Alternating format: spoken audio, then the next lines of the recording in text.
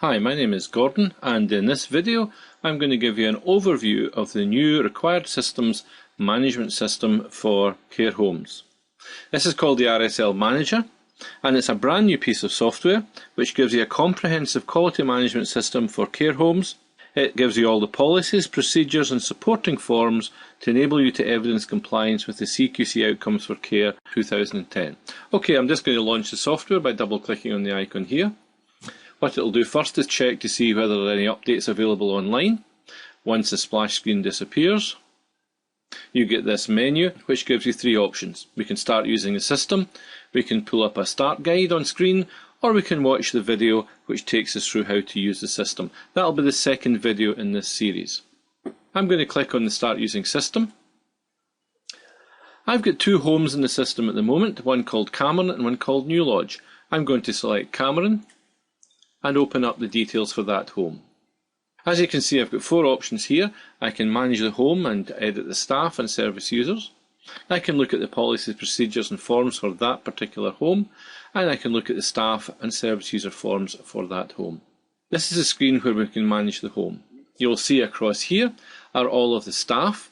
For each member of staff we've got a picture, we've got their name, we've got what they're known as and their gender. Likewise, for all the service users, we've got a list of them here, and if we scroll across we can see the rest of them. If there isn't a picture available, then just a generic outline appears here. You can see that the Cameron home has been selected up here. If I click on the second home, New Lodge, the details change and I've now got the staff and service users for the other home. And you can have as many homes as you want in here if you have the Pro version of the software. I'll talk a bit more about that at the end. Let's go back and select Cameron again. Up at the top of the screen here we have a number of buttons which we can access parts of the software. The master documents contain a set of all the documents, all the policies, procedures and forms which are contained within the system. These are customised for individual homes, individual members of staff and service users. These are here for reference and should not be edited. You can use them though to print out copies of master documents if you wish. The Manage Homes button is just simply the one that brings up this screen here. Useful Links launches a browser, and in this browser we can pull up some websites where you might find some useful information. This is the Department of Health website. And the References tab gives us reference to other documents contained within the Required Systems Quality Management website. But let's go back to the Manage Homes. I can do it by clicking on here, or I can click on the Cameron home here to bring it up. Along here we have the documents for Cameron home, staff forms and service user forms. These have all been customised and the name of the home has been inserted into all of these documents. I'll explain in the second video how this is done. Let's look then at the staff forms. Clicking on here, we get a list down the side here showing the staff. Again, you can see the pictures and the details.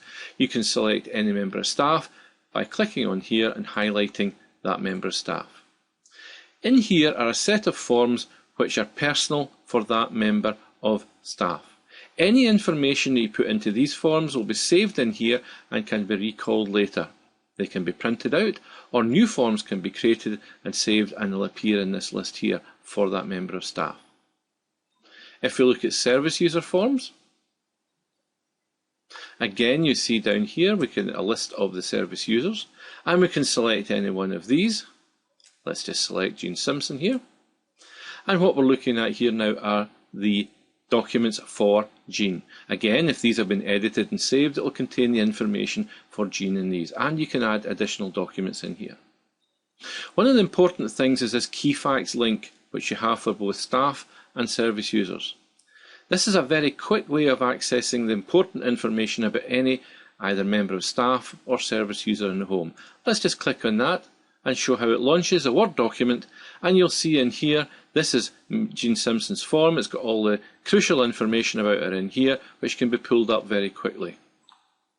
Another nice feature of the system is if you click on a picture of either a member of staff or a service user, you'll get an enlarged view of that person's picture. All of these files in here can be loaded into Word by simply double clicking on the appropriate form. Once you've edited the form, click Save, and that saves it into the same location it was in before, so the next time you come back to that user, the document will be there. and we can do the same thing for any member of staff or any service user. Clicking on the Documents button opens up a list of the 28 outcomes for the CQC, and clicking on any one of them opens up on the right hand side here the procedures in blue and any related forms or documents in green.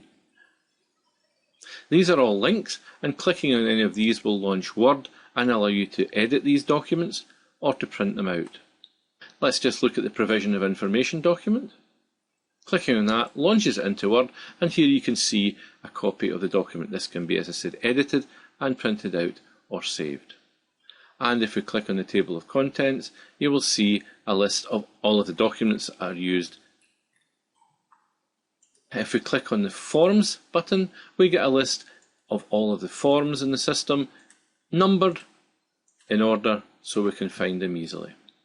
Another way of finding a document or policy or outcome is by using the search button. I can type in here any word that I'm looking for, like medication, and I'm going to search the forms for all the forms which relate to medication. I click on search here, and what happens is the system goes away and examines the contents of every single document in the system and will pull up a list of the forms which contain the word medication. Again, all of these are links, and clicking on any one of these will bring up Word and allow you to edit the document. In this screen here you can see we can add new members of staff or new service users, we can remove them, and we can edit their details. As I said, there are two versions of this software. The standard version allows you to manage one home. You can have as many staff or service users as you like, but it will only be one home. In the Pro version of the RSL Manager, you can manage multiple homes, and this is an example of the Pro version here. I'm managing 2 homes, Cameron and New Lodge, and you can manage as many homes as you want. The other advantage of the Pro system is that you can put the data onto a network device, like a server or a shared area in a computer, and multiple users can access the data. This is not possible in the standard version, where the database is simply stored on the local computer it is used on. So that's it, the overview of the brand new RSL Manager system from Required Systems. It's a comprehensive way of keeping track of your staff, your service users, and all of the forms, procedures and policies required for the CQC Outcomes for Care 2010. The idea behind this is to make it as easy to use as possible, a simple interface, and yet extremely powerful database behind this, which is keeping track of all the documents and all the details about your home. Thanks for listening to this. If you want to know more about how to go about installing the software and how to add members of staff and service users and create new homes, watch the second video in this series.